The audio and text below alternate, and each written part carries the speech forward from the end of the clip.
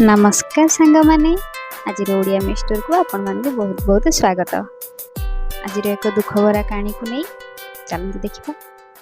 सेठार एक झील थिला प्रियंका। से बहुत सुंदर प्रियंका जेतिकी सचोट थिले सेतिकी सुंदर भी थिले। कहा को मिछ कहती ना कि कहा सहित फालतू कथा कहती ना, केवल निज काम रे ध्यान दियंती। निज क्लास रे जड़े पुओ थिले से तांको बहुत भल पाउथिले। पुओटी तांको पाई गोटे छोट मोट काम करुथिले। जेतेबेले झीलटी हसी देउथाए एवं तांको प्रतिबदल रे थैंक्स कहउथाए सेतेबेले पुओर खुशीर कौनसी सीमा रहु नथिला। गोटे समयर कथा, उभय एकाठी घर को जाउथिले। तापर प्रबल वर्षा आरंभ हैला। उभयों को एक गछ तले अटकाइबा को पड़िला। गछ बहुत छोट थिला, एथिरो वर्षा बुंदा पड़ुथाए। एभली परिस्थिति रे वर्षा पानी न पड़िबा पई दुहे परस्परर अति निकटतर होइथिले। झीलटी एते निकटतर हेबा परे पुओ तार फिलिंग्स को नियंत्रण करि पारिला नाही। से झीलटी को प्रपोज करदेला। झीलटी मध्य तांकर हृदय रे तांको भल पाउथिले, तेणु से मध्य राजी होई गला। एवं एहीपरि सेमानकर प्रेम बढ़िबा को लागिला। एवं एहीपरि सेमानकर प्रेम बढ़िबा को लागिला। थरे से झीलटी से गछ तले पुओ को अपेक्षा करिथिला। पिलाटी बहुत विलंब रे आसिला। तांको देखी झीलटी अभिमान रे कहिला, तुमे एते लेट रे काहे आसलो जे? मो देहर तो जीवन ही नथिला।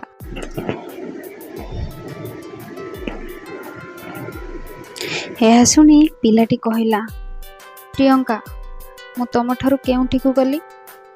मु केवल तुमर हृदय रे अछि। जदि तुमे विश्वास करूना तेबे तुमर हृदय को पचार। पुओ ठारू ए सुंदर कथा सुनी झीलटी निजर सबु राग भूली जाई निजर फीलिंग्स को प्रकाश कला। से सबु किछि भूली गला एवं से दौड़ी जाई पिलाटी को आलिंगन कला।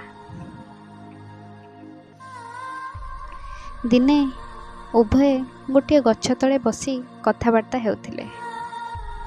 झीलटी एक गछ तले बसीथिला एवं पुओटी तांको कोଳରେ मुंड रखी शोइथिला। तापरे पुओटी कहिला, प्रियंका मु आ मोठारू तुमर दूरता सही परिबे नाय।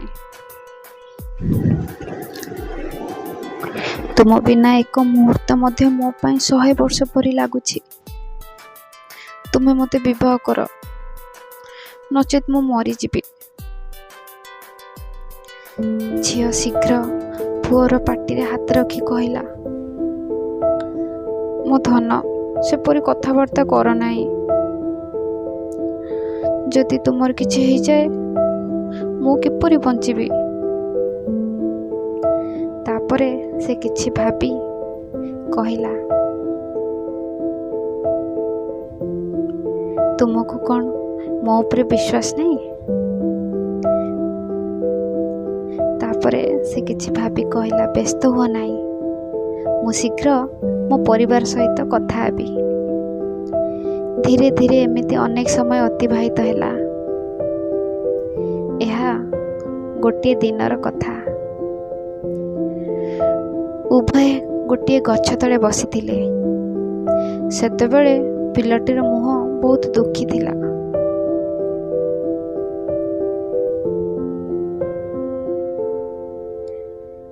जेतेबेले झीलटी पचारिला, कौन हेछि धन? पिलाटी लुहरे कहिला, प्रियंका मु मो परिवार को बहुत बुझाइबा को चेष्टा कली, किंतु सेमाने आम विवाह पाई राजी नुहंती।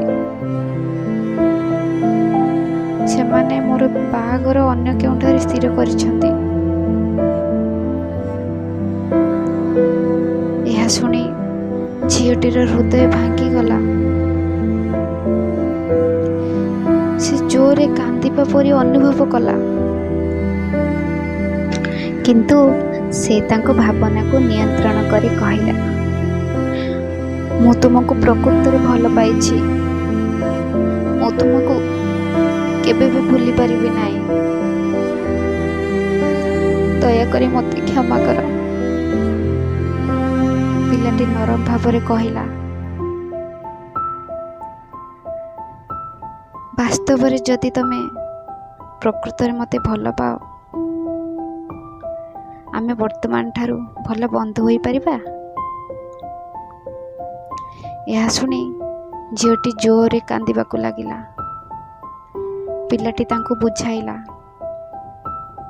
ଏବଂ ପରେ ଦୁହେଁ କାନ୍ଦିବା ସହ ନିଜ ନିଜ ଘରକୁ ଗଲେ।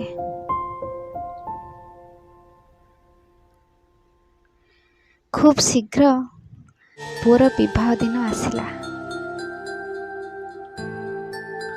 ପିଲାଟି ନିଶ୍ଚିତ ଥିଲା ଯେ ତାଙ୍କ ବନ୍ଧୁ ନିଶ୍ଚିତ ଭାବରେ ତାଙ୍କ ବିବାହକୁ ଆସିବେ, କିନ୍ତୁ ତାହା ହୋଇନଥିଲା।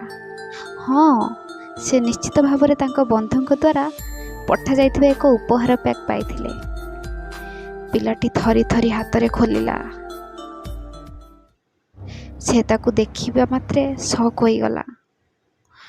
ଉପହାର ପ୍ୟାକେଟ ରକ୍ତ ଭିଜା ହୃଦୟ ଛଡ଼ା ଆଉ କିଛି ନଥିଲା ଏବଂ ଏଥିରେ ଏକ ଚିଠି ମଧ୍ୟ ଥିଲା, ଯେଉଁଥିରେ ଲେଖା ଥିଲା, ଆରେ ପାଗଳ, ନିଜ ହୃଦୟ ତ ନେଇକି ଯାଅ, ନଚେତ୍ ତୁମେ ତୁମ ସ୍ତ୍ରୀଙ୍କୁ କ'ଣ ଦେବ?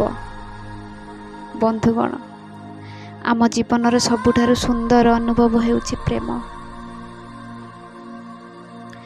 ଆମ ସହିତ ଏବଂ ଆପଣଙ୍କ ସହିତ, ସମସ୍ତଙ୍କ ସହିତ କ'ଣ ହୁଏ, କିନ୍ତୁ ଆମେ ଏହାକୁ ଗ୍ରହଣ କରିପାରିବା। ବେଳେବେଳେ ଆମେ ଭୁଲ, ବେଳେବେଳେ ଆମର ସାଥୀ ଭୁଲ, ଉଭୟ ଠିକ୍, ଆମ ପରିବାର ସଦସ୍ୟ ଭୁଲ, କିନ୍ତୁ ପ୍ରେମ ଭୁଲ ନୁହେଁ। ତେଣୁ ବନ୍ଧୁଗଣ, ପ୍ରେମ କରନ୍ତୁ, କିନ୍ତୁ ପ୍ରେମ ସହ ଖେଳନ୍ତୁ ନାହିଁ। ଯଦି ଆପଣଙ୍କୁ ମୋ କାହାଣୀଟି ଭଲ ଲାଗିଥାଏ ତେବେ ଲାଇକ୍ ଏବଂ ସବସ୍କ୍ରାଇବ୍ ନିଶ୍ଚିତ କରିବେ। ମୁଁ ପୁଣି ଆସିବି ଆଉ ଏକ ମନଛୁଆଁ କାହାଣୀ ନେଇ। ରହୁଛି, ନମସ୍କାର।